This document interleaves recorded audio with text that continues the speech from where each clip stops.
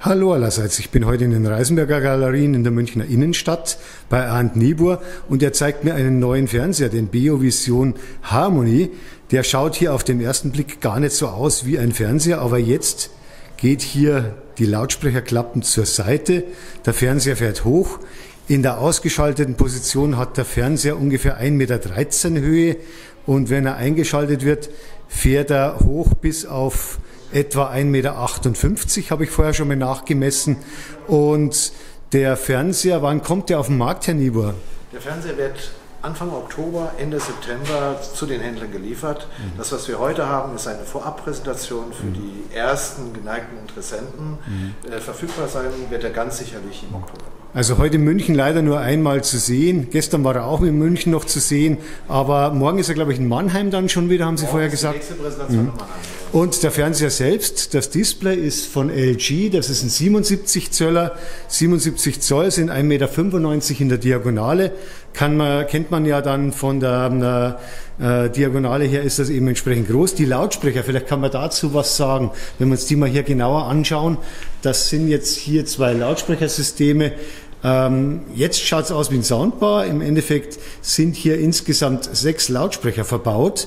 Am linken Rand ist ein Lautsprecher für den linken Stereokanal, am rechten Rand einer für den rechten Kanal. In der Mitte sind 2 Lautsprecher für den Center-Kanal, die dann einer 50 Watt und einer 100 Watt hat. Und dann gibt's nochmal hinten im Hintergrund verbaut 2 100 Watt Lautsprecher für die Bässe, damit ihr eben auch ein bisschen Bass rüberkommt, damit der Klang eben auch recht voluminös ist. Es macht aber wahrscheinlich keinen Sinn, hier eine Klangvorführung, weil letzten Endes mit einer Kamera das wiederzugeben, ist irgendwo witzlos und uninteressant. Vielleicht schauen wir uns eher mal die Schnittstellen an, was das Gerät alles an Schnittstellen an Bord hat. Das können wir vielleicht mal auf der Rückseite schauen.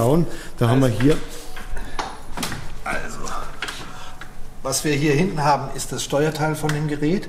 Das Gerät besteht eigentlich aus 3 Elementen. Wir haben einmal hier unten den motorisch betriebenen Standfuß, der das Gerät eben in der Einschaltfunktion nach oben führt. Hier oben haben wir dann das Steuerteil, das die gesamte technische, die technischen Elemente des Produktes beherbergt und hier vorne dran ist eben das Display, der OLED-Bildschirm. Von dieser Steuereinheit, die hat natürlich eine Abdeckung davor, das schaut natürlich nicht so scheußlich aus, wir haben es bloß vorher schon aufgemacht, damit man sehen kann. Die hat hier insgesamt 8 Lautsprecherschnittstellen, habe ich mir schon erklären lassen, mit RJ45 Buchsen.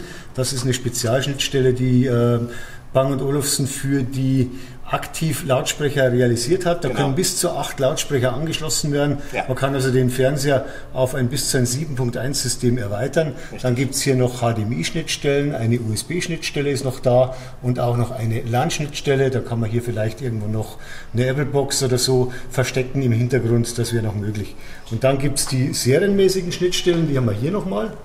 Das ist das, was als weitere Schnittstellen verbaut ist. Hier haben wir 3 weitere USB-Schnittstellen und 4 HDMI-Schnittstellen. In der anderen Box waren ja auch schon 4 HDMI-Schnittstellen. Da gibt es hier 2 SAT-Anschlüsse. Das heißt, also man kann gleichzeitig, wenn man eine Festplatte anschließt, zum Aufnehmen wiedergeben, dann nochmal ein Programm anschauen und das andere schon aufnehmen. Und dann ist natürlich hier auch noch eine CI-Schnittstelle, ein PCMCIA-Slot für die üblichen Pay-TV-Module, dass man eben hier auch einiges machen kann. Das Panel selbst habe ich vorher schon mal nachgemessen, das ist 8 mm dick, hat einen Rand von nur 13 mm und insgesamt ist das eben jetzt das Gerät breit 1,72,5 Meter. Und wenn man es ein- und ausschaltet, vielleicht schaltet man nochmal aus, weil das Schauspiel so schön war, mit den Lautsprechern, dann stehen sie kurzfristig mal ein paar Millimeter, 14 Zentimeter stehen sie über auf beiden Seiten. Also das ist noch überschaubar, das ist noch relativ wenig. Und das Schauspiel mit den Lautsprechern macht wirklich Spaß und Freude. Die Lautsprecher sind, ich glaube, knapp 8 Zentimeter dick, habe ich vorhin auch mal überschlagen. Und von der Größe her haben die Lautsprecher irgendwie ein Format 48 x 86 cm und im ausgeschalteten Zustand kann man hier wahrscheinlich Radio hören auch. Ja, Also wenn der Fernseher im Ruhezustand ist, dann haben wir immer noch die Audiofunktion. Das heißt, wir können Musik spielen, wir können streamen, Radio hören oder eben auch angeschlossene Analogquellen wiedergeben, Plattenspieler zum Beispiel oder den klassischen CD-Spieler. Da nutzt man dann ja auch das OLED-Display. Man kann ja hier, wenn man mal jetzt, glaube ich, Music als Taste auf der Fernbedienung drückt, sieht man dann am Display, dass ein Teil des Displays hier tatsächlich genutzt wird für die Audiofunktion. Jetzt sieht man hier die Lautstärke und dann fährt er gleich automatisch hoch. Ja gut, weil es so schön ist, schauen wir uns das natürlich nochmal an.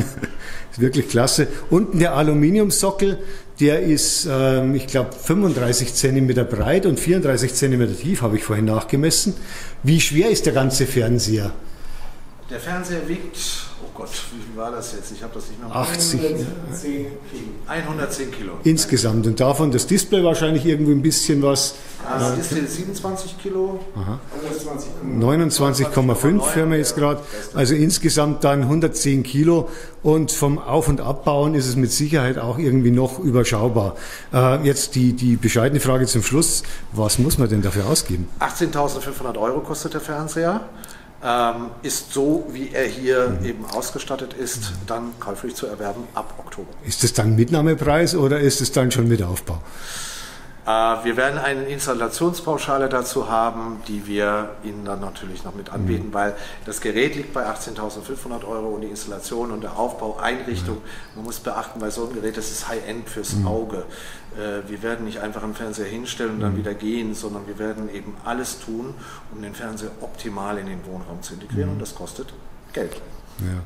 Gut, aber bei B&O ist man ja gewohnt, dass die Systeme nicht ganz so billig sind, aber dafür sind sie schön verarbeitet. Sie haben vorhin erzählt, das ist Eiche in dem Falle bei den Lautsprechern. Genau. Eiche und Aluminium abwechselnd und der Rahmen ist auch Aluminium. Ja. Und was gibt es als Alternative? Wir haben noch eine Stoffabdeckung, die wird mit einem sehr hochwertigen Lautsprecherstoff bestückt sein, der in 2 Farben ist. Es wird also hier oben eine etwas dunklere Absetzung geben und hier unten eine etwas hellere. Das wird, glaube ich, in Kürze auch im Video zu sehen sein, die als Alternative für die Eiche-Abdeckung. Und wenn man will, kann man dann eben das System jetzt standardmäßig als 3.1-System laufen lassen, mit insgesamt dann den 6 Lautsprechern, Stereo plus Centerkanal plus Bässe. Oder man kann eben dann bis zu 7.1 ausbauen, indem man dann eben nochmal weitere Lautsprecher integriert. Ja. Und das war's jetzt hier von der Vorstellung des Beovision Harmony, den wir jetzt gleich wieder abschalten, ein letztes Mal, damit wir uns das nochmal anschauen können.